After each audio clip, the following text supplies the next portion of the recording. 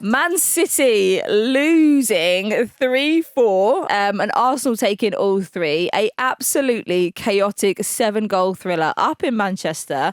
3 of the goals came in the first 20 minutes. The first goal came in the first, almost for like a couple of seconds, really. It was like 48 seconds or something. What did you make of it all, Rach? Like, what did you think of this Captain Chaos of a game? Summed it up perfectly there, Chloe. It was one of those games where I was listening to the first like half an hour, watching the next half an hour, and then listening to the final half an hour. It was wild.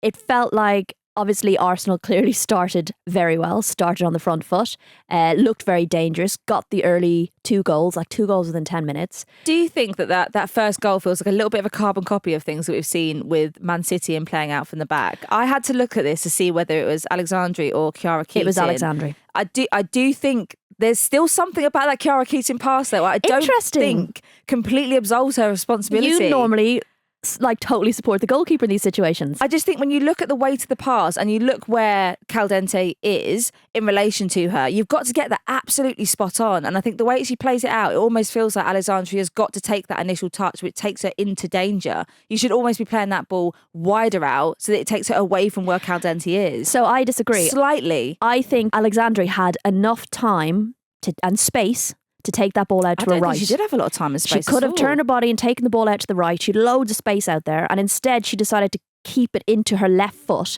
and then keep it central, and immediately Caldente's on top of her. So for once, I'm actually going to back Chiara Keating in this situation and say it was Alexandria's fault. And it's a shame because I thought Alexandria and Greenwood were such a solid pairing. And it seems taking Greenwood away has put the pressure, understandably, on Alexandria in terms of being the leader in that back line. And she's just struggling a little bit with that intensity, but also Arsenal are a team that press high and press quickly. The press was very impressive. Very good. Thank you. Thank you. And I do think they probably could have gotten more goals, but what I thought was interesting was I touched last week on Renée Sleger saying how they break the game up into like 15-minute windows, and it almost felt a bit like that. That opening 15 minutes, they were like, yeah, let's go, gotcha. And then they were like, okay, now we're going to relax. Everything's fine. And suddenly City were like, thank you so much. We're going to score some goals. I mean, it was quite intense. It didn't feel like you had a moment's breath. So after Caldente scored in the first 43 seconds, she was obviously awarded player of the match. I mean, who else are you going to give it to? She had an absolute stellar one. That was the 3rd fastest goal of the season. Then up pops Captain Wholesome, Lotte Wubbenmoy, making it Captain Wholesome. Someone make her a cape. That's lovely. I mean, if I had the time, and the sign on the back could be like that little heart hand emoji, you know, that one, and just like Captain Wholesome. You're in your feels. LWM. You're definitely in your feels. She pops up to make it 2-0 for Arsenal. It was her first start under Renée Sleger and her first goal of the season. Can we talk about... Let's talk about the header. Well, what kind of happened after the header? Well, we could talk about the header first and then what happened afterwards, because you definitely want to get stuck into that. Header was unreal. The free kick delivery was unreal. I hate to do this, but Chiara was nowhere near that ball. She was nowhere near. If you're going to come out, the delivery of the ball was amazing because it was in that no man's land, but it just makes it really difficult for goalkeepers to like, like has a hesitation zone. But she was nowhere near it, and I've seen a couple of those over the past couple of weeks, and Chiara, come on. It was almost like a WWE wrestling move where Lotte Wubbenmoy there was her head and then suddenly there was her feet. Well, I think had that not gone in, it could have potentially been a penalty. 100%. So, in a way, I don't know what's the it's a rock and a hard place. And she got up, she celebrated, she did that lovely celebration, and then she was like in the huddle, you could see her going, I've hit my face. And everyone was like checking her face. She was just like, I've just face planted the ground. I think she said she had a black eye afterwards. That ground came at her quick. She's so solid though. True. She is so solid. Yeah. But I think congratulations to her on that start and also getting that goal. And it was an absolutely incredible header. It was a Kyra Cooney cross ball, wasn't it? She was superb. Stunning. Talking of other goalkeepers, let's give a little bit of credit to Van Domselaar. We had a question in from listener Shalvi who asked, what are your thoughts on, she said Lotte as well, but we've kind of given Lotte quite a lot of love, and Van Domselaar's performances. What do you think? Yeah, I mean, I thought Van Domselaar did well. I didn't think she massively stood out as a player to talk about. I think weirdly, we're doing some research for our team of the week on goalkeepers and stuff, and I'm pretty sure she made the most saves of goalkeepers this week, and it was 3 saves. Good. Very good. But I just when I think about the players that I would have picked out from this match, she was solid. I didn't think she was like a. It was a robust performance. Yeah, there was a great save that she made in the top right corner that was whipped in, and I think like Sky or Barclays WSL or someone has put it on TikTok where it's like, thank you for flying Van Domselaar. They should have said Van Domselaar, but they said Van Domselaar Air. Get you on comms. Yeah, thank you. But it was it was super diving save with her hand. So that was a very good save. I'm going to say I kind of agree. I think it was a very stable performance. She did everything technically accurate. I don't think there wasn't a standout type thing. The goals weren't really her fault. Yeah, I don't think I can actually. I've given too much shit to goalkeepers in this pod already. I'm only 9 minutes. Weird in, from you. So Weird from you. Which is bizarre. Topsy turvy land again. Man City then got back into the game with who else but Viv scoring the equaliser to make it 2-2. But then 66 seconds later, it honestly feels like people there must have had absolute whiplash. It was like tennis. It was just up, down one end, down the other end. You want to go? I got to go. You got to go? I'll have a go. Freedom Barnum pops up. Do we think this is a bit of a sign of City's lack of concentration, maybe? Well, firstly, the Viv goal, I mean, the Arsenal concentration there. Like, we talk about Caldente. She had a super game. I think it was Jane Ludlow who said, a couple of things going to reference from Jane Ludlow in comms. One, Caldente was at the heart of absolutely everything, the good and the bad. Oh my God, she was. The bad being, she found herself caught out in possession in defence and for some reason decided to like try and pass it backwards when there was about 3 feet left on the pitch. And Viv just robbed her of the ball. Secondly, the pass then for the Monum goal from Caldente was absolutely sublime. World class. Yeah, absolutely sublime. And Monum's run was excellent. She held it really well because initially I was like, oh, was she offside? She wasn't. I think it was Kanak playing her on. I love that name. Yeah, but yeah, so Caldente had a super game. What the other thing Jane Ludlow said, which I loved on comms, was, it's a great game unless you like defending. Solid. It came to that point where it was like, do you know what? We just need to score more goals than you. That's all that matters. It was very... Oh God, you've equalised. Hang on. Striker to striker. Yeah. It almost felt like a kind of five-a-side, that kind of intensity. But there were quite a few controversial moments in it. Let's definitely talk about the penalty. That wasn't.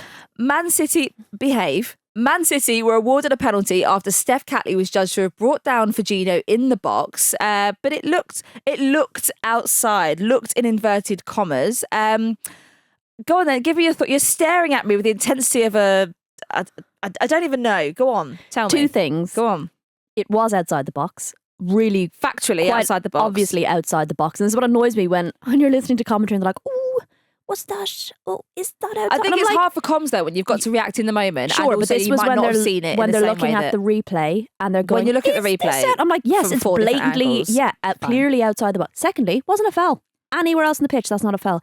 Steph Catley, at most, gently caressed her back. There was no push, there was no grab. What did you just say? I swear to God, like her hands were on her back, there was no push. And yeah, a meal was made of it, let's put it that way. But for me, it wasn't anywhere. I think the lino should be getting that because I think there's enough space between where the alleged foul happened and the line that should be caught. And I think had they drawn that game, Arsenal could rightly be outraged. I do think there was a moment of hesitation there before she called the penalty. And I do think there was a kind of like, and I think because Emily Heaslip had been so spicy the weekend before, maybe it was just a case of like, well, we've got to deliver some additional drama. But no, I have to agree. It was clearly outside the box. I think it was made more difficult because obviously Firmino, I think she did make a bit of a song and dance of it. Into the box. She definitely landed in the box. That gentle caress meant her legs went from under her and she like forward rolled into the box. Listen, you've got to play the game. And when your team are slightly struggling, you've got to do what you've got to do. But yeah, I think it was obviously a controversial moment. Thankfully, it didn't affect the overall outcome of the games. I think obviously then that would have caused absolute hell. Let's get back to Arsenal. Renee Slegger started both Russo and Blackstenius. Do you think that's quite an interesting approach? Yeah, I was surprised when I saw it because we don't often see them play together. Yep. And when they do, more often than not, Russo will be playing the 10, but she was out wide. She has been doing that quite a lot recently. And the wider role. I rate it in a sense that like Blackstenius loves a goal against Manchester City. So I feel like there was a little bit of like... It's personal. There's a mental edge they're looking for, right? We talk about the 1%. That's just like 1% where you might go, oh God, it's her again. Do you know, that kind of way? So to have them both start, I thought was really interesting. I did think at about 60, 65 minutes, who are Arsenal going to bring off the bench to change this or to get them what they need up front? Because arguably they'd started. Everyone was on. Well, they're two key, forwards they'd started. So I was like, oh, it's interesting. Who are they going to bring in and put up front to kind of get them this win? And that's where I was like, was it right to start them both? But hey, she got there. Someone tweeted, you can give Stina 8 chances, but you cannot give her 9 because she will score that 9th goal. And she did. She should have scored a couple of times in the game. 100%. So she obviously got the winning goal for Arsenal in the 78th minute. As Rach said, she scored the winning goal in each of Arsenal's last 3 victories over City. So I definitely feel like there's a bit of like talisman energy from her. Do you know what's mad about that as well? Is that was Beth Mead's first assist, I believe, in the WSL this season. You're joking? That's what they said on comms, and I was like, whoa. That cannot be true. Assist queen. That cannot be true. Maybe she got assists on other competitions, but yeah, I thought that was unusual. Maybe they meant like this year. I don't believe that. I'm going to go back and I'm going to fact check that. Have a snoop around and see if that's correct. Please do. How important do we think it was for Arsenal to bounce back like this after that defeat to Chelsea? So the win now sees them 10 points clear of Chelsea. They're not clear of Chelsea. Chelsea are clear of them. Chelsea are definitely, most definitely clear of them. Of everyone. And everybody else. With Man United sitting on 30 points, Arsenal on 27 and Chelsea on 37. Goals for even with Chelsea, 38 to Arsenal's 29. That's crazy. I do think it's crazy that when you look back to Arsenal's start in the beginning of the season to how they've recovered all day has been pretty impressive. The Sleggers effect is real. 100%. And I think what would have hurt, Arsenal are going to hate losing to Chelsea, understandably, but what's going to hurt most was the fact that they would have felt like they were in that game and could have got something out of that game. That would be the most frustrating. It's different if you lose 3-0, right? To have lost the game in the manner that they did and then have to face City, it's massive to get that win, especially when you've lost a 2-0 lead. So to come out of that with the 3 points is massive. And I do think it's going to be a dogfight this year for the Champions League spots. Isn't it just? So you've got Man City now on 25. So there's only 2 points, really. Well, 5 points separate Man United, Arsenal and Man City for that Champions League, those 2 Champions League spots there. Obviously Chelsea have one already, but that's fun. Yeah. That's fun. That's the new fun that we're looking for. That's the only thing. We got to find something, okay? Because the title race is not much of a race. Yeah, 100%. Chelsea have lapped everybody, all right? Yeah. And who's coming in second and third? We'll talk about the ridiculous new signings in a little bit. But let's focus on City for a little while longer. Gareth Taylor, on the other hand, agreed his team need a pick-me-up. A pick-me-up. They need a friggin' win. That would help. They've lost 3 of their last 5 WSL games. What do we rate of their Champions League qualification at the moment? It's still close. It is. It's still there.